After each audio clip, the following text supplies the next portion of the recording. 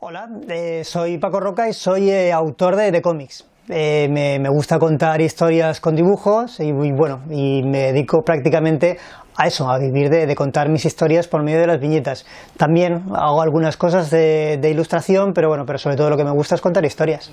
Yo creo que desde que recuerdo que me gusta contar historias, desde que era pequeño me gusta contar historias, y la forma natural que siempre me ha salido para hacerlo es por medio del dibujo. Así que bueno, era lógico que en algún momento dado se juntase las dos cosas, ¿no? Contar historias con el dibujo, y eso pues bueno, me llevó a dedicarme a los cómics. Yo estudié artes aplicadas y oficios artísticos, porque bueno, no había nada que fuese parecido a los cómics, y allí había una asignatura que era historia del cómic, así que bueno, me pareció que era la mejor forma de aprender a dibujar cómics. Pero yo creo que como ocurre con muchas profesiones de este tipo, tiene una gran parte que es autodidacta. Además, el mundo del cómic, o el lenguaje del cómic, es un lenguaje mestizo, ¿no? que bebe de un montón de cosas, de la literatura, del cine, así que yo creo que la forma también con la que he aprendido en esto ha sido pues a base de leer, por supuesto, muchos cómics, pero también pues novelas, cómo trabajan los novelistas, cine, me encanta el cine, ¿no? Entonces bueno, yo creo que se mezcla todo ello. Creo que durante 20 años más o menos me dediqué a la publicidad. Cuando acabé de estudiar arte y oficios, me monté después de pasar por alguna agencia de publicidad y demás, me monté mi propio estudio de ilustración publicitaria, porque pensé que vivir de los cómics era algo imposible. Y he trabajado pues para, no sé, para Famosa, para Lois, para lo que era Bancaja, para bueno, múltiples clientes haciendo de todo tipo de trabajo. Pero también es cierto que al final bueno, me cansé un poco, ¿no? Tanto del ritmo de la publicidad como de los encargos en sí, ¿no? En los que apenas podías poner nada de ti mismo, ¿no? Y como contaba antes, la verdad es que a mí lo que me gustaba de pequeño era contar mis historias.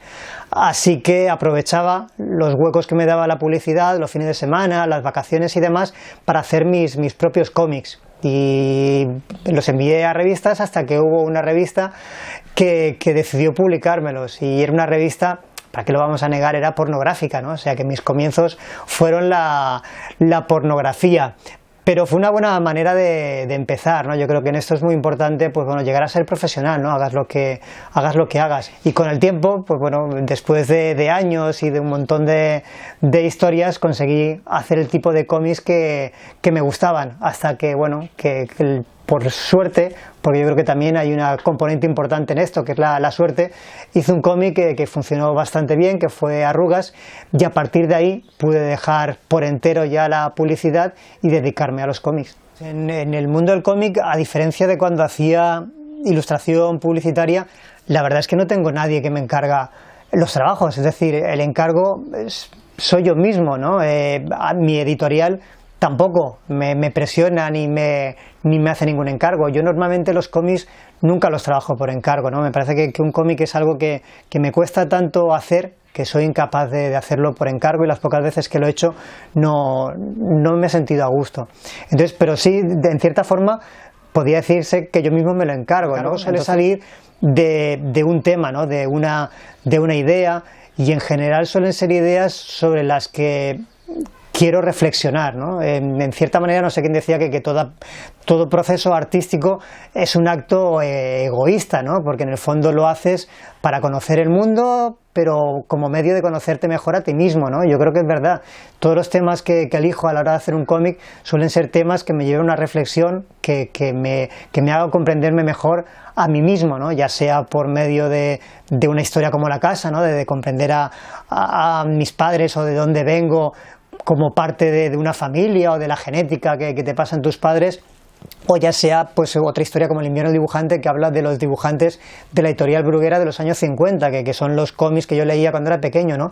Comprender esa historia me hace comprender mejor mi posición dentro de un gremio con una larga historia. Así que bueno, lo primero, como decía, es esa idea, ¿no? De qué voy a hablar. Y lo segundo es documentarme, ¿no? Siempre hay una parte muy importante que es la documentación, ¿no? Querer saber más sobre ese tema, a partir de libros, de entrevistas, o a veces también buscando en tus propios recuerdos, ¿no? En el caso, por ejemplo, que hablábamos antes de La Casa, que es una historia como decía, pues bueno, sobre la ausencia de un padre, sobre una casa determinada. Para mí la documentación para esa historia era volver a esa casa, ¿no?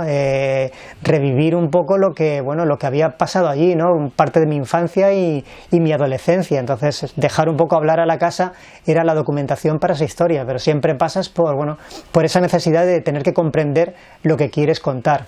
Y después ya viene pues cómo contarlo, ¿no? En primer lugar, lo que hago es escribir un guión, que más que un guión es una especie de relato donde digamos que no cierro la historia todavía en qué va en una página, cómo va a ser una viñeta, sino que es un relato en general, ¿no? Porque me parece que si no sería matar ya la historia, ¿no? Dejo todo eso para más adelante. Una vez tengo terminado ese guión, empiezo a hacer los bocetos de la historia. Entonces ahí sí, ahí ya empiezo a pensar qué va en cada página, qué va en cada viñeta, cuál es el acting de los personajes. Digamos que todo se decide en esos bocetos. A partir de ahí, pues bueno, ya es dibujar eso bien siempre entre comillas, ¿no? Lo que es bien en el dibujo es algo como muy relativo, ¿no? Pero sí que todo tiene que ser coherente. Los personajes se tienen que aparecer, si hay documentación, todo tiene que estar bien documentado, y después, bueno, ya viene una fase de entintado, de color. Pues al final, bueno, todo el proceso en sí es un proceso largo, me imagino como cualquier otro trabajo, ¿no? Que te lleva entre 1 año, 2 años, más o menos, entre todo ese proceso de documentación, de escribir el guión, del dibujo, del entintado y demás, ¿no? Hasta que por fin envías el cómic a la editorial, que es la que hace la maqueta final y lo envía a imprenta. Y a partir de ahí, pues bueno, viene otra parte del proceso de trabajo, ¿no? Y es todo el tema de la promoción del libro, ¿no? Y es en el que tienes que ir a las presentaciones, firmas y demás, ¿no? Y quizás esa es también es, por un lado, es una parte a veces pesada, ¿no? Es el tema de viajar, aunque a mí me gusta viajar, pero casi que tienes la sensación de vivir siempre el mismo día, ¿no? De estar firmando el mismo cómic durante todos los viajes y demás. Pero yo creo que ahí se da realmente el resultado del motivo por el que haces un cómic, ¿no? En el que tú has mandado como una botella, ¿no?